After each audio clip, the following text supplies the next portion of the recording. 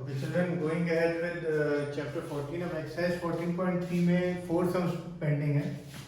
अभी हम क्वेश्चन 6 और 7 देखेंगे. सबसे पहले इसमें फ्रीक्वेंसी पॉलीगॉन बनाना है. Okay, it is very simple.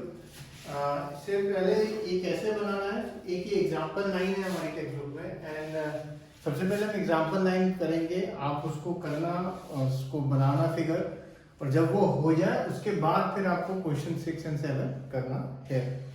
तो सबसे पहले हम देखेंगे क्वेश्चन नंबर एग्जांपल 9. क्वेश्चन है, in a city the weekly observations made in a study on the cost of living index are given in the following table. और ये table आपको given है.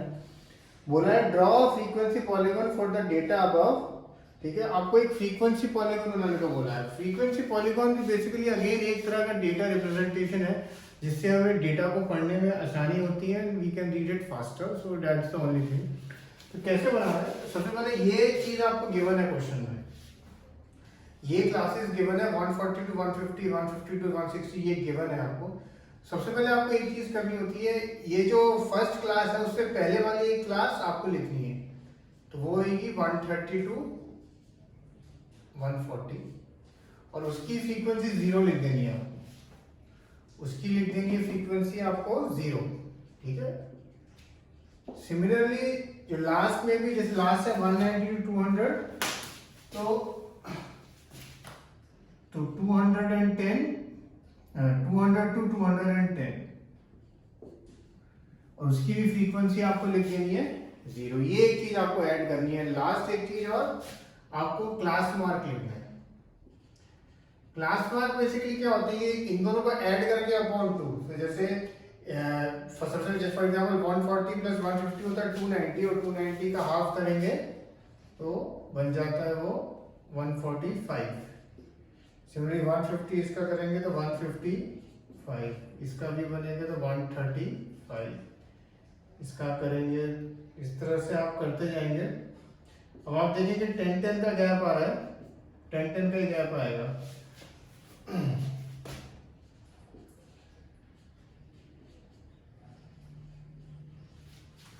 ठीक है. अब बस केवल ये जो पॉइंट्स हैं इनको आपको प्लॉट कर देना. अगर आप देखें फिगर 14.8 टेक्स्ट बुक में, इन पॉइंट्स को बस प्लॉट किया है.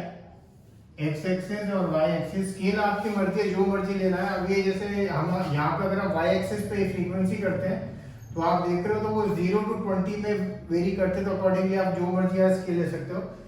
एक्स एक्सिस की पहली एंट्री 135 है, तो आप सीधा 130 किंक बना के और सीधा 135 लिख सकते हो. और फिर जैसे आपको दिखता है 135, 145, तो इस तरह से 135, 145 ऐसे आप प्लॉट कर सकते हो.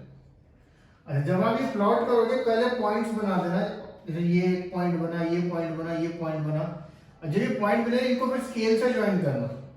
ठीक है, ऐसे स्केल से, अभी मैं अपनी मर्जी से बना रहा हूँ, इनको स्केल से ज्वाइन करना. और फिर लास्ट में जो पॉइंट है इनका नाम दे देना. ए बी सी, ये सपोज बी, ये सपोज ई. ये नेमिंग करनी जरूरी है. और लास्ट पॉइंट आपका क्या होगा, 205,0. 205,0 आपका लास्ट पॉइंट होगा. अगर आप टेक्स्ट बुक में इस सम का सॉल्यूशन देखेंगे, जो टेबल उसने बनाई है टेबल 14.11, उसमें उसने ये जो पहली एंट्री और लास्ट एंट्री नहीं लिखी है. ठीक है, बट ये लिख लिया करो तो ये आपको इजी रहता है प्लॉटिंग में. सो अगेन मैं आपको एक्सप्लेन कर रहा हूँ क्या करना है इस सम में. ये टेबल आपको दी होगी फ्रीक्वेंसी वाली. सबसे पहले एक क्लास ऊपर ऐड करनी है और एक क्लास नीचे ऐड करनी है, और फिर इन सब के आपको क्लास मार्क लिखने. क्लास मार्क कैसे निकालते हैं, जो भी दो टर्म्स हैं उनको ऐड करके अपॉन 2 करना है. जो भी दो टर्म है ऐड करके अपॉन 2, पहले 2 करोगे उसके बाद आपको ऐड ले जाएगा कि क्या गैप है वो मेंटेन ही रहता है. तो आप डायरेक्टली पर लिख सकते हो, आपको हमेशा अपॉन 2 करने की जरूरत नहीं है. और ये जो दो हमने अपनी मर्जी से ऐड करी है क्लासेस, उसके आगे 0 लिखना याद रखना. और फिर जब ये बन जाए तो ये बोला जाता है this is the required frequency polygon. कभी कभी एक फिगर में दो फ्रीक्वेंसी पॉलीगॉन नहीं बनाने को बोलता है. तो अगर सपोज एक का नाम है ABCDEFG और दूसरा भी अगर यही पॉइंट से स्टार्ट होता है तो आप वहां पे फिर दूसरा भी बन जाता है. और फिर उसका नाम स्टार्टिंग चलो चाहे ए से ही हो रही है तो बाकी बीच के पॉइंट आप फिर अलग नाम दे सकते हो, APQRST वगैरह जो भी आपको नाम देना है आप दे सकते हो. तो फ्रीक्वेंसी पॉलीगॉन से डेटा रिप्रेजेंटेशन थोड़ा इजी हो जाता है। तो सबसे पहले आपको ये एग्जांपल 9 करना है। पहले करना पूरा चेक करना टेक्स्ट बुक से कि आपने सही किया है कि नहीं किया है, और उसके बाद फिर अब हम देखते हैं क्वेश्चन नंबर 6 और क्वेश्चन नंबर 7 वो कैसे करने हैं। जैसे मैंने कहा एग्जैक्टली वही मेथड है। जैसे क्वेश्चन नंबर 6 है, the following table gives the distribution of students of two sections according to the marks obtained by them. Represent the marks of the students of both the section on the same graph by two frequency polygons. From the two polygons, compare the performance of the two sections. तो जैसे मैंने कहा कई बार एक ही graph में दो polygon भी बनाने को बोलता है, तो अगेन इसमें 0 to 10, 10 to 20 इस तरह से चलता जा रहा है। लास्ट है 40 to 50, और जैसे 0 to 10 भी दिया है, 3 दिया है, फिर 9 दिया है। अच्छा यहाँ मैं थोड़ी जगह छोड़ देता हूँ, फिर मुझे बीच में क्लास मार्क लिखना है। तो 3 दिया है, 9 दिया है, और 40 to 50 का भी 9 दिया है। तो अगेन एक क्लास ऊपर ऐड कर देंगे और एक नीचे ऐड कर देंगे हम। अगर सपोज नेगेटिव मार्किंग होती है, कई बार टीचर बहुत दुखी होता है बच्चों से, तो नेगेटिव मार्किंग भी कर सकता है। तो सबसे पहले 0 to 10 का क्लास मार्क क्या होगा? 0 + 10/2, तो 5, 10 + 20/2, तो 15। इस तरह से चलता जाएगा। और यहाँ पे भी आप ये जो हमने दो क्लास ऐड करी, यहाँ एक फ्रीक्वेंसी 0, ये भी हमने अपनी मर्जी से ऐड करी, यहाँ भी फ्रीक्वेंसी 0, और -10 to 0, तो इसका -5 आएगा। ठीक है, तो पहली एंट्री जो आप प्लॉट करेंगे -5 करेंगे, और फिर बाकी आपकी होती जाएगी। अच्छा, जब आप ये प्लॉट करेंगे ना -5, ये सपोज आपकी एक्स एक्सिस है, तो ये 0, 5, जैसे ये 10 का गैप है, जैसे तो 0, 5 क्या कहते हैं, सपोज यहाँ पे 10 लिखा है, यहाँ सपोज 20 लिखा है, तो यहाँ पे अगर -10 लिखा है, तो ये आपका यहाँ से स्टार्ट होगा, पीछे से स्टार्ट होगा ग्राफ आपका। जैसे आपका पहली एंट्री है -5, 0, तो वो यहाँ पीछे से स्टार्ट होगी, और ये आपका जैसे A आया, और फिर B पॉइंट है 5,3, तो ये 5 इधर आया, और जो भी आपने स्केल लिया है यहाँ पे सपोज ये आया, इस तरह से प्लॉट होता जाएगा। तो ये पहला प्लॉट करेंगे, और फिर सिमिलरली सेक्शन B का भी है, तो उसमें भी आपको उसी तरह से प्लॉट करना है, और एक ही ग्राफ में प्लॉट होंगे। तो जब एक ग्राफ में प्लॉट होते हैं, तो आप क्या कर सकते हैं, वो दोनों सेक्शन का कंपैरिजन कर सकते हैं जो भी आपका बना है। और पॉइंट प्लॉट करने के बाद, जैसे मैंने कहा, स्केल से जो पॉइंट ज्वाइन कर रहे हैं, फ्री हैंड नहीं ज्वाइन करना, स्केल से ज्वाइन करना। ओके, तो पहले ये तक बनाना, उसके बाद प्लॉटिंग करना। ये बनाने से क्या होता है, पॉइंट आपको मिल जाते हैं जो प्लॉट करने वाले। एक बार पॉइंट मिल गए, फिर तो सम बहुत इजी है।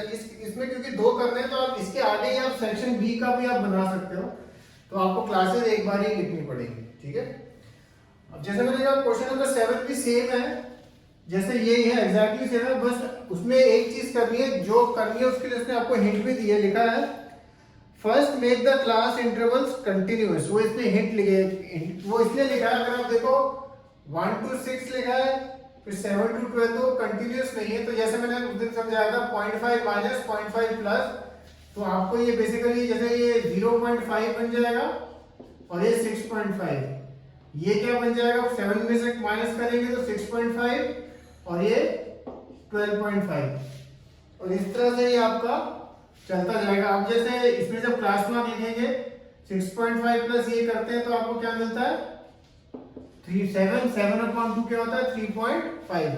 ये भी जब आप करते हैं तो 19 मिलता है, और 19 का आधा फिर आप लिखेंगे यहाँ पे,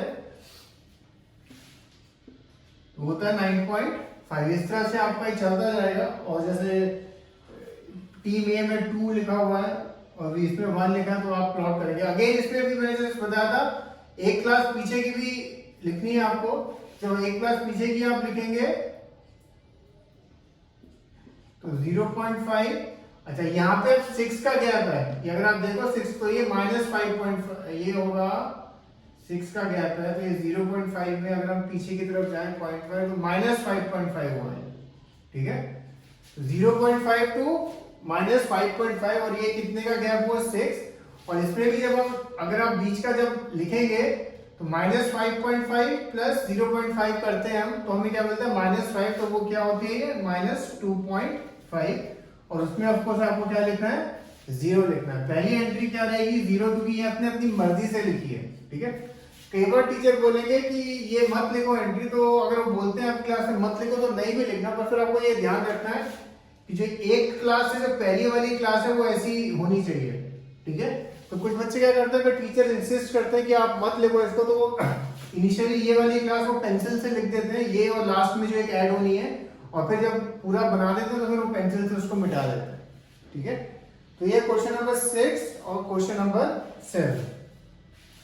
अब हम देखते हैं जो लास्ट 2 क्वेश्चन हैं, क्वेश्चन नंबर 8 और 9, वो बहुत सिंपल है। अगेन उनको करने के लिए पहले एक एग्जांपल 7 देख लेते हैं, और फिर वो तो एग्जैक्टली सेम वन है, ठीक है।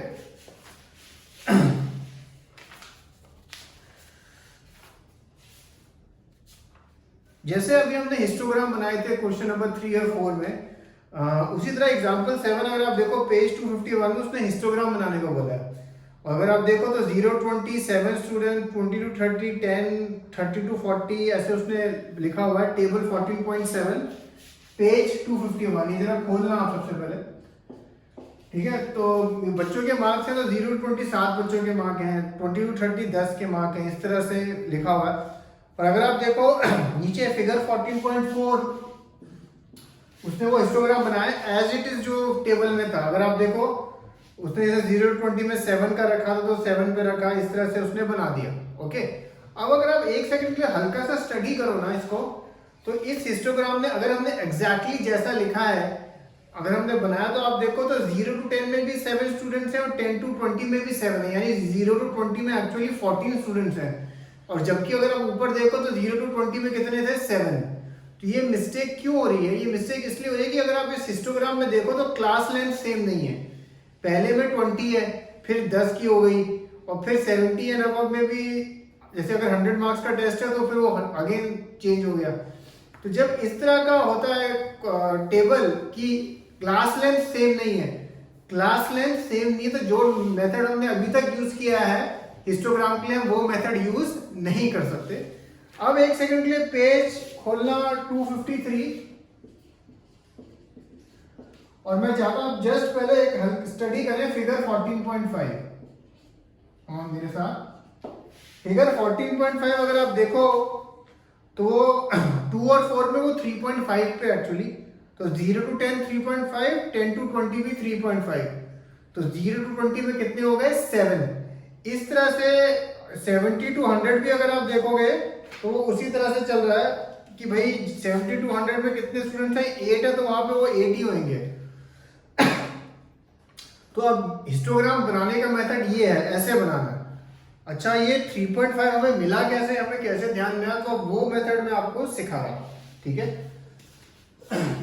सबसे पहले आप जब देखेंगे कि भाई हिस्टोग्राम बनाना है और दिखता है आपको कि भाई क्लास साइज सेम नहीं है, पहला स्टेप तो जो लिखा है वो एज इट इज कॉपी कर दो। पहले 2 column 0 to 20, 20 to 30, 30 to 40, 40 to 50, 50 to 60, 60 to 70, और ये 70 एंड अबव 100 है पर अबव लिख देता हूँ फिलहाल। और यहाँ पे नंबर ऑफ स्टूडेंट पहले में दिया है 7, फिर 10, फिर 20, फिर 20, 10 दो बार आ रहा है, 7 10 10 20 भी दो बार आ रहा है, देन 15, लास्ट वाला 8। ये अभी हमने केवल कॉपी किया है और कुछ नहीं किया। फिर एक जो कॉलम बनाना है आपको यहाँ लिखना है विड्थ, कैपिटल W, विड्थ यानी विड्थ ऑफ द क्लास क्या है। जैसे 0 to 20 में कितनी है 20, तो यहाँ 20 लिख दो। 20 to 30 में कितनी है 10, तो 10 लिख दो। 30 to 40 में 10, 40 to 50 में 10, 50 to 60 में 10, 60 to 70 में 10, और लास्ट में हमने आ गई 30, ठीक है। लास्ट में अब जो है लिखना है आपको यहाँ पे लेंथ ऑफ द रेक्टेंगल और इसमें यहाँ पे एक फॉर्मूला लिख दो आप, ये लिखा नहीं है टेक्स्ट बुक पर, इजी रहेगा, frequency upon width into class length, ठीक है। और इसमें फ्रीक्वेंसी क्या है ये, तो यहां पे अब जो वैल्यू लिखोगे आप, ये फिर अल्टीमेटली हम उसको प्लॉटिंग में यूज करेंगे, frequency upon width into class length. जैसे सबसे पहले 0 to 20 में देखो फ्रीक्वेंसी कितनी है 7, विड्थ कितनी है 20, और क्लास लेंथ है हमारी यहाँ 10, 7/2 3.5, 20 to 30 फ्रीक्वेंसी कितनी है 10, विड्थ 10, क्लास लेंथ भी 10।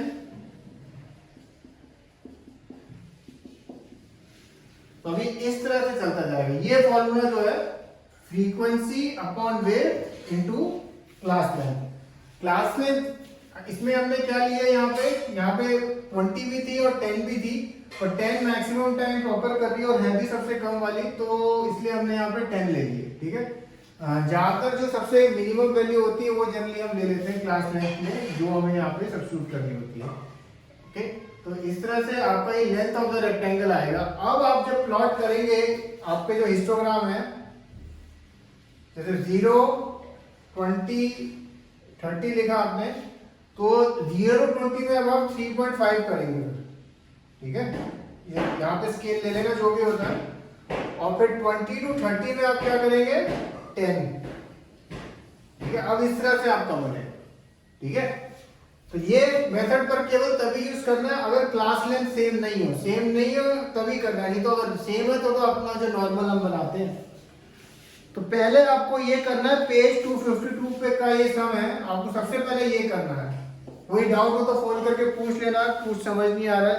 जब आप ये कर लो, उसके बाद आपको क्वेश्चन नंबर 8 और 9 करना है, वो एग्जैक्टली उसी मेथड से करना है आपको।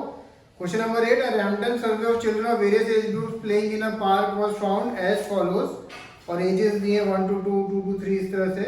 Draw histogram to represent the data above. दोनों इसमें क्या कहते हैं, दोनों में अगर आप देखो क्वेश्चन 8 और 9 भी, पहले तो क्लास इंटरवल लेंथ 1 चल रहा है, फिर 2 हो गया, फिर 2 हो गया, फिर 3 हो गया। तो इसमें आपको इसी मेथड से करना है। तो सबसे पहले एग्जांपल 7 करना, फिर 8 एंड 9, ओके। चीयर्स।